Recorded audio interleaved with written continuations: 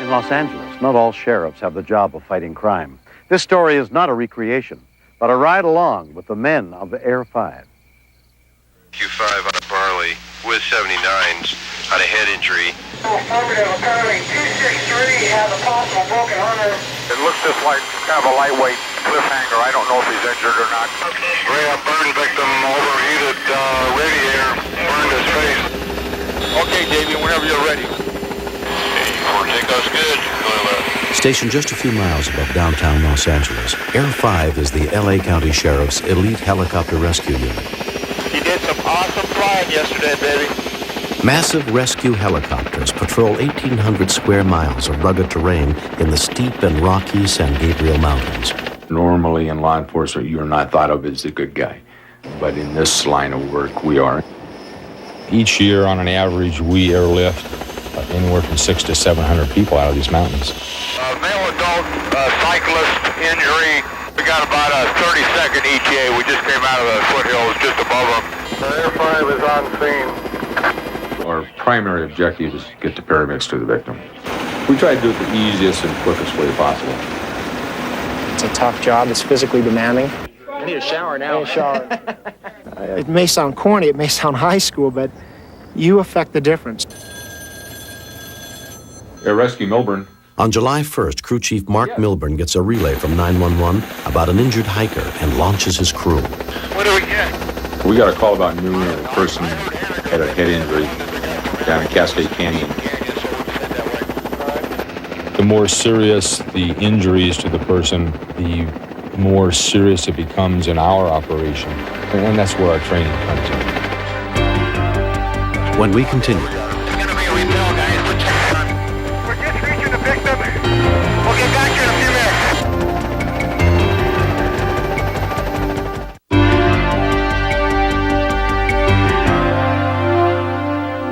Air 5 affirmative, squad 11 right down here. Should be over on your side, Rick. Yeah, I've got the engine way down at the nature center, way down here. Yeah, they're probably walking up. Okay, there we go, right down here. As the victim's son guides firemen to the scene on foot, Air 5 follows them into the narrow canyon. Oh, there he is. We got a little cliffhanger. Okay, yeah, we got him. It's going to be a repel, guys. Put your on. We could see the victim down in a small canyon, pretty tight area. He was actually up on a cliff, a lot of loose dirt around. We're going to go in that little wash area straight at 3 o'clock. The paramedics will rappel 100 feet down to the closest possible staging area on the ground. They're in the canyon, and the blades are 2 or 3 feet from the wall. We'll get as close as we possibly can without increasing the danger. Steady right, steady right, steady right. I don't want to knock the guy off. Steady right, steady right. Okay, hold it right there, hold it right there, hold it right there. Okay, don't go any lower on the left side of the trees. Okay, got one in the doorway, one on rappel. Okay, second guy's in the doorway. Number 2 on rappel. That's a fair amount of blood at the victim there, too. Yeah, I'm going to put the doc out, too. Hang on just a second. Hold, stay where you are. Okay, number 3 in the doorway. 3 on rappel. A little bit left. Just go a little bit left, baby. Okay, he's on the ground. Hold it right there. Hold it right there. He'll be unhooking in a second. Give me a little altitude, Jake. Okay, he's unhooked. Rope's coming up. You can pull up just a little bit. Okay, left rear is clear. Do you want to go? Rope's coming up. Get back out your left rear. This guy's got a lot of... Okay, pull away. Go ahead, pull away. This is West Air 5. We're just reaching the victim. We'll get back here in a few minutes. Paramedic Jerry Despuez was one of the first on the scene. We free climbed up to the victim. The surrounding rock was covered with a substantial amount of blood. He'd fallen approximately 75 feet, and he was wedged between 2 rocks. As soon as they reach the victim in the steep wash, they check his vital signs. He is then strapped on a belay seat and carefully lowered back down to the staging area for air evac to the nearest trauma center. Okay, they're ready. Tell me you are, Dave. The downwash on the helicopter sometimes can cause problems with falling rocks, a lot of dirt being blown around. The time that they're on the rope, that's where things are the most dangerous for them and the helicopter. Okay, yeah, all you guys get out of the way back there. Where are you taking them to? What are you doing? Let's go a little bit left. A little bit left. Give me a little altitude before you come left. Okay, just a little altitude.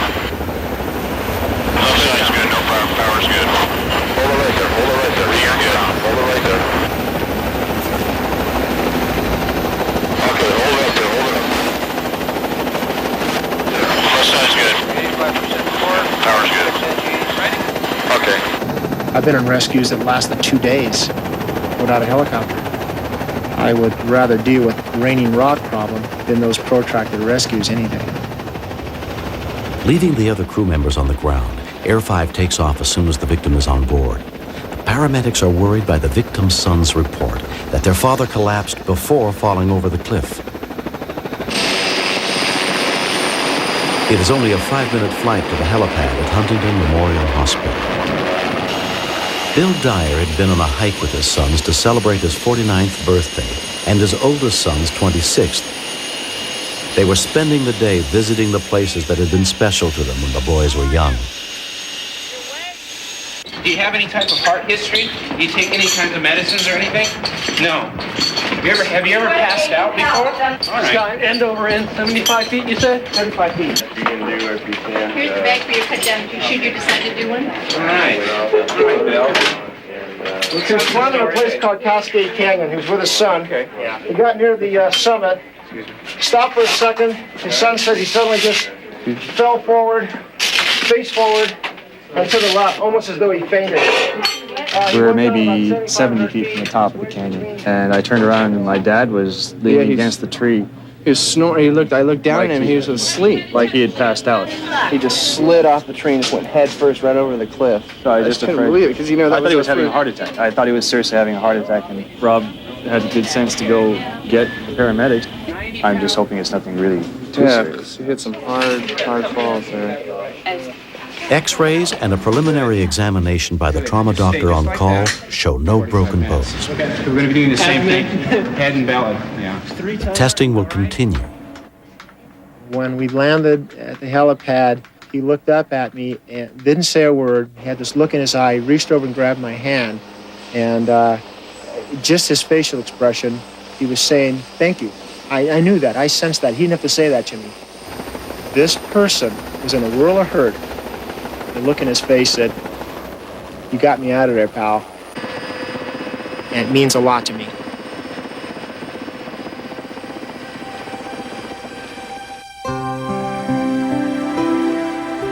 After several days of observation and testing, Bill's doctors find nothing seriously wrong with him. His fall was most likely caused by heat exhaustion. He is free to go home with his family. I don't even remember the fall or anything. I was feeling a little lightheaded.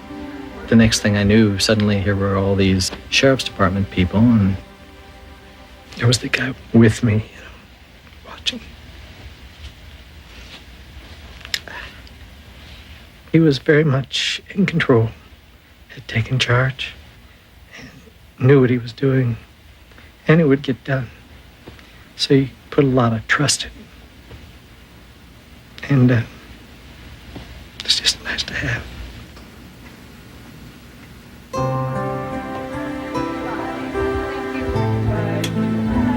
Looking back on the birthday, it was the best thing that I could have gotten.